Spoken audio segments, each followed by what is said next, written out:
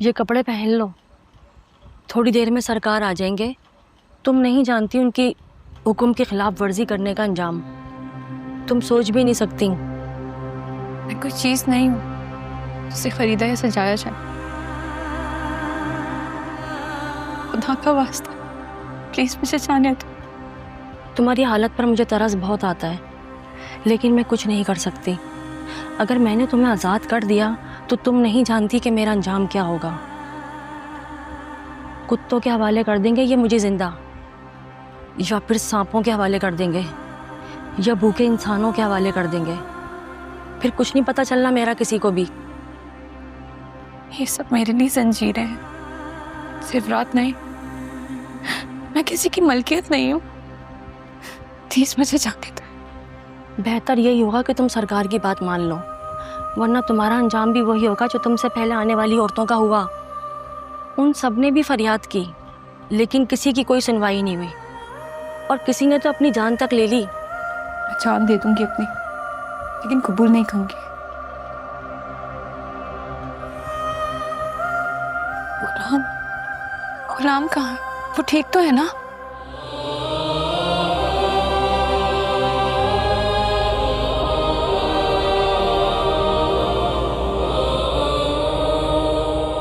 मुझे कुछ बताने की इजाजत नहीं है। बस इतना बता दे, वो जिंदा तो है ना? प्लीज। मैं बस इतना जानती हूँ कि जब तक तुम हाँ नहीं करोगी वो जिंदा रहेगा। उसकी अगर जिंदगी चाहती हो तो बात मान जाओ।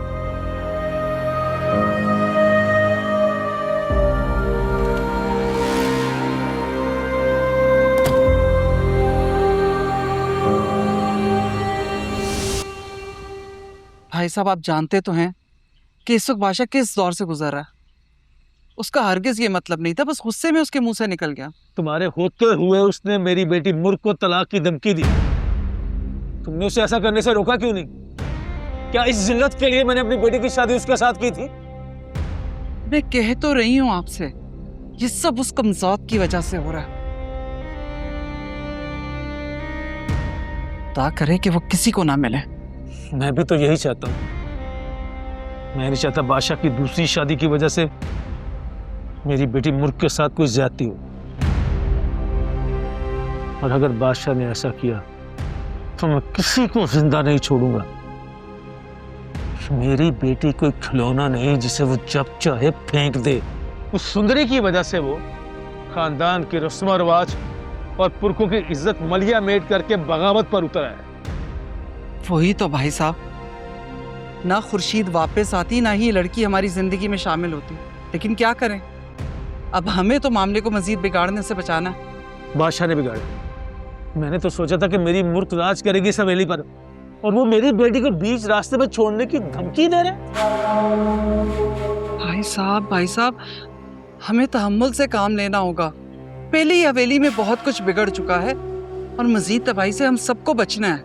अब देखो, बादशाह दावत छोड़कर कहीं और चला गया, और शुरू तो इस वक्त उसको मेरे साथ होना चाहिए था। ठीक कह रहे हैं आप, लेकिन सरकार गए ना उसे बुलाने, बस आता ही होगा। हाँ, गया होगा अपनी दूसरी माँ के पास। मैं तो सोच रहा हूँ मैं भी एक और शादी कर लूँ, तुम्हारे लिए एक भाभी ले आऊँ। हाँ भी ना भाई साहब।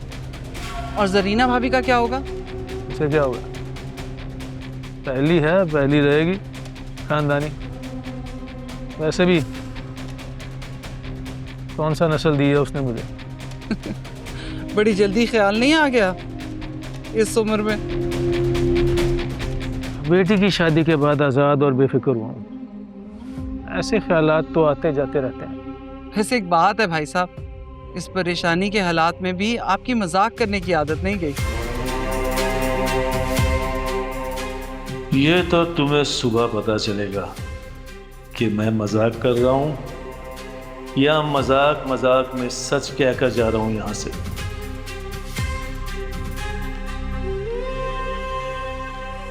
अम्मा, मुझे लगता है हमें अम्मा पप्पो को सब बता देना चाहिए। उनको हकीकत के बारे में पता चल जाएगा तो फिर बाबा भी सुंदरी से निकाह नहीं कर सकेंगे, और सुंदरी को बाबा की कैसे आज़ादी भी मिल जाएगी। लेकिन तुम्हारे बाप ने मुझे सख्ती से मना किया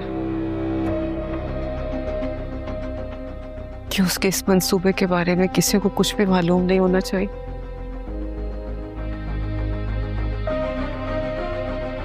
और अगर उसे पता चल गया कि मैंने अपनी जुबान खोली है तो और ये सब क्या है अम्मा? ये सब ठीक है? मैं आप पे और बादशाह पे ये जुल्म होते नहीं देख सकती। मैं नहीं चाहती कि बादशाह को किसी भी तरीके का दुख पहुंचे, वो भी मेरे बाबा की वजह से। बिल्कुल भी नहीं। बेटा, अगर खुर्शीद को सब कुछ बताने के बाद भी कुछ ना बदला तो तुम्हारा बाप और बिफर जाएगा।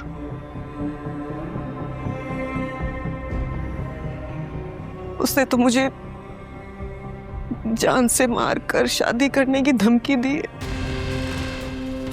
बाबा, अम्मा पापा इतने सख्त दिल तो नहीं थे। तुम्हारे लिए नहीं थे, क्योंकि तुम्हारे लिए वो एक बाप है और उसका रूप तुम्हारे लिए बिल्कुल अलग। कैद खाने की चीखों से भी तुम्हें अंदाजा नहीं हुआ कि वो कितनी वहशी है।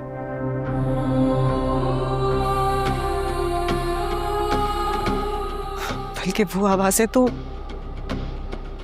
तुम तक पहुंचने ही नहीं दी जो मैंने सुनी। मैं बीवी हूं उसकी और अच्छी तरह जानती हूं कि वो कैसे है। लेकिन अम्मा पापा को पता तो होना चाहिए ना कि उनकी बेटी कैसी है। बेटा, तुम ऐसा करो कि इस बारे में बादशाह से बात करो। शायद इस बात की वजह से उसके दिल में तुम्हारे लिए थोड़ी जगह बन जाए। नहीं अम्मा, इस वक्त वो मेरी कोई बात नहीं सुनेगा। बादशाह के दिल तक पहुंचने के लिए हमें अम्मा पापा से सुंदरी के बारे में बात करनी होगी। उनको बताना होगा कि उनकी बेटी किस हाल में है। अम्मा, सच छुपाना बुज़दिली है। अगर हम दोनों भी खामोश रहेंगे ना तो बाबा के इस खेल में मुजरिम होंगे।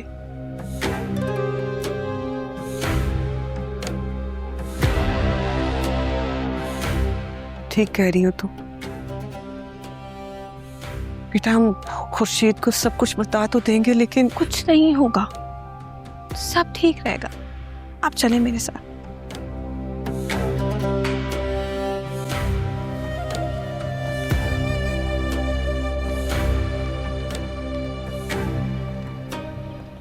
तुम्हारे ससुराल वाले आए हैं और तुम अभी तक यहाँ हो? मेरा कोई लेना देना नहीं है उनसे। लेना देना नहीं है? क्यों भूल रहे हो कि तुम्हारी शादी हो चुकी है और अब एक जिम्मेदारी बांध दी गई है तुम्हारे गले में? हाँ, तो आप भी इस बात को एक घंटी बना के मेरे गले में ना लटकाएं। एक शर्त की वजह से मजबूर होकर मैंने शादी की है मुर्ग से। जिस शर्त की वजह से तुमने मुर्ग को कबूल किया है, अब तुमने उससे रिश्ता भी निभाना है। वो तुम्हारी जिम्मेदारी है। अपने जज्बात से बाहर निकलो बादशाह। दुनिया के असूल जज्बात से नहीं, फैसलों से चलते। दिल के भी तो कुछ फैसले होते हैं बाबा, और मेरा ये दिल उसकी चाहत में धड़कता है और धड़कता रहेगा। लेकिन अभी तुम्हारी उससे शादी नहीं हुई है। जब मिल जाएगी मैं अपना वादा पूरा कर दूंगा, लेकिन इस वक्त तुम्हारी सबसे ज्यादा जरूरत मुर्ग को है। उसने भी तुमसे निकाह किया है। जबरदस्ती का निकाह शादी नहीं कहलाती। बादशाह, हमारे रिवाज में जो कान कबूल सुन ले वो दिल से ना भी माने तो दिल को मानना पड़ता है। और ये बात तुम जितनी जल्दी समझ जाओ इसमें तुम्हारी भलाई है।